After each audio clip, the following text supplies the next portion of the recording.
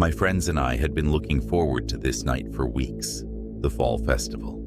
There were carnival rides, live music, and rows of food stands that filled the air with the sweet scents of caramel apples and roasted nuts. The whole town had shown up, and everyone was laughing, taking pictures, and getting into the fall spirit. After a couple of hours, my friend Sarah mentioned she needed to go to the bathroom. She pointed to a small building on the edge of the festival grounds, just past the food stalls and closer to the line of dark woods.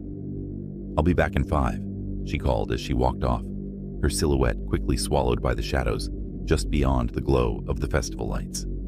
15 minutes went by, then 20. We figured the lines must be long, but as the minutes stretched on, a strange unease settled over us. Sarah wasn't the type to just disappear without a word. My friend Emily called her phone, but it went straight to voicemail. We called again, hoping she'd hear it or notice our texts, but still, nothing. We decided to split up and search the festival grounds, asking anyone we could if they'd seen her.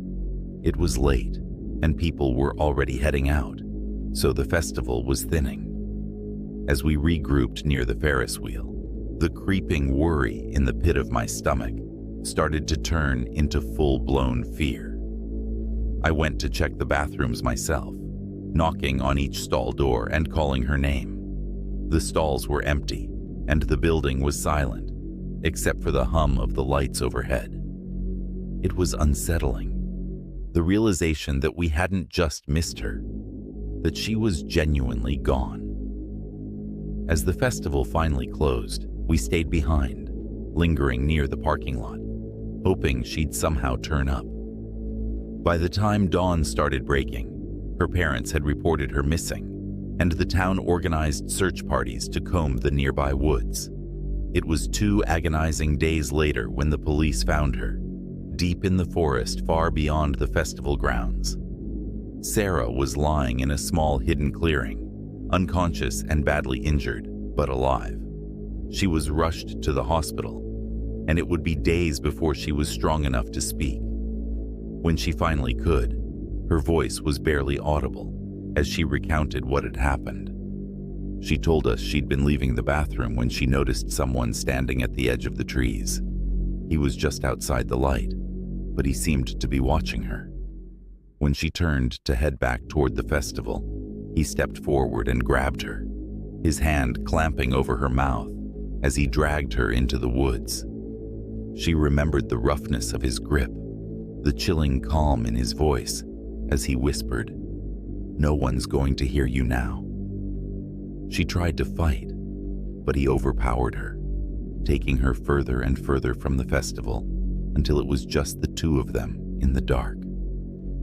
She didn't remember much after that, just flashes of pain, the cold earth against her skin, and a deep, overwhelming sense of fear. Somehow, the man left her there, in that clearing, thinking she'd never be found. But against all odds, the search party had stumbled upon her, just barely in time. The festival returned the next year, and every fall since, but none of us have gone back. We avoid the area altogether.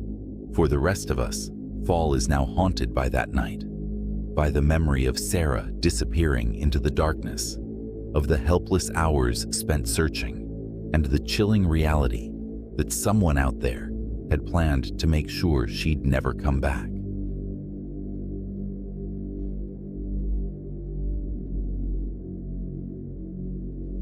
It was a perfect autumn afternoon, and my daughter Lily and I were thrilled to be spending it at the local farm's fall festival.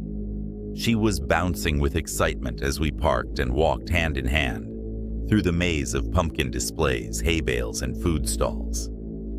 The highlight of the trip, of course, was the corn maze, a huge one that took up nearly half the farm and was well known for its twisty paths and hidden surprises.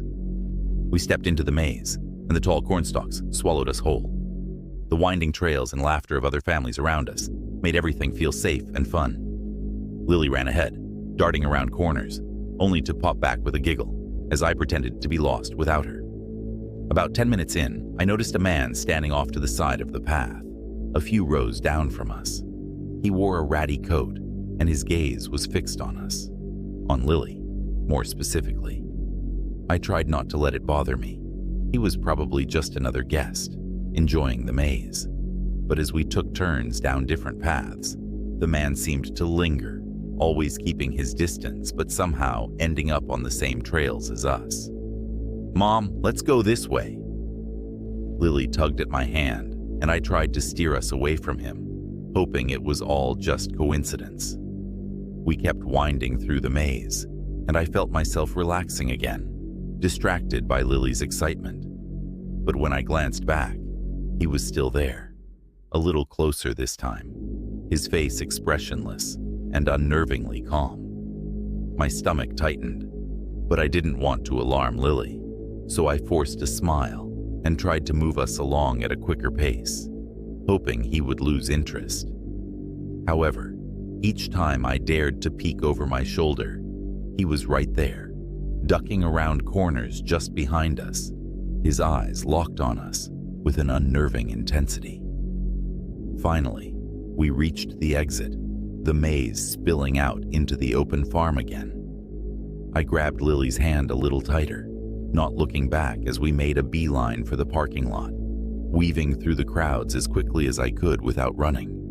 But as we neared the car, I glanced over my shoulder and felt my blood run cold. He was still following us, steadily closing the gap. I unlocked the car and hurried Lily inside, telling her to buckle up quickly. I climbed into the driver's seat, my heart pounding so loudly it felt like it was echoing through the car. As I turned the key, I looked up, and there he was, standing just a few feet away, staring at us through the windshield. He raised a hand and tapped it slowly against the glass. My hands shook as I threw the car into reverse, practically peeling out of the parking lot. When I looked back in the rearview mirror, he was still standing there, his figure getting smaller but never moving, just watching us as we sped away. Later that night, I couldn't shake the feeling of his stare, replaying the moment he tapped on the glass over and over in my mind. We didn't go back to that farm, and every fall since, the thought of corn mazes fills me with an unease I can't shake, as if he's still out there waiting.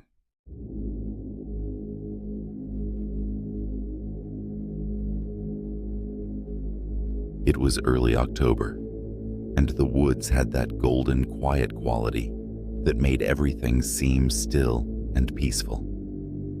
The leaves crunched beneath my boots as I hiked along a narrow trail that wound through the forest near my house. My dog Max trotted ahead of me, his tail wagging and his nose in the dirt, excited by the fresh smells of fall. It was our favorite time of year to hike, when the air was crisp and everything seemed to hum with life. We were about an hour in, further down the trail than I usually went, when Max suddenly stopped, his ears perked and his nose twitching. He let out a low growl, something I'd never heard him do on a hike before. I looked around, expecting to see a deer or maybe a raccoon, but there was nothing, just more trees and the faint rustling of leaves in the breeze. "Come on, buddy," I said, trying to sound calm, but he wouldn't budge. His eyes were fixed on something deeper in the woods, just off the trail. I followed his gaze and saw something odd, a dark shape, half hidden beneath a pile of leaves and branches, maybe 20 feet away. At first, I thought it was just a fallen log or some trash someone had dumped, but something about it didn't look right. Curiosity got the better of me, and I slowly made my way off the trail toward the shape, Max hesitating but following at my side. As I got closer, my stomach started to tighten. The shape was wearing clothes, a dark jacket, jeans, and boots. And then I realized I wasn't looking at some pile of discarded clothes. I was looking at a person lying face down in the dirt. I froze, my heart pounding as the reality of what I was seeing sank in. This wasn't a person sleeping or someone who'd just tripped and fallen. Their body was twisted in a way that looked unnatural, the skin on the back of their hands pale and lifeless. Leaves clung to them, and there was a faint metallic smell that made my stomach turn. I took a shaky step back, trying to process what I was seeing. Max whimpered, tugging at the leash, and I was grateful for the distraction. I stumbled back to the trail, pulling out my phone with trembling hands to call the cops. It felt like an eternity before the operator picked up, my voice barely holding steady as I described where I was and what I'd found. The police arrived not long after, their flashlights cutting through the shadows as they examined the scene. I stood there, numbly answering their questions, feeling like I was in a nightmare. One of the officers mentioned that they'd had reports of a missing person in the area, someone who hadn't been seen for days. The idea that I'd just stumbled upon them out here in the quiet woods made my skin crawl. For weeks afterward, I couldn't get the image out of my head. The twisted body, the eerie silence of the woods, Max's low growl as if he knew before I did that something was wrong. The forest didn't feel peaceful anymore. Even now, I can't bring myself to walk that trail again, haunted by the memory of what I found in those autumn woods.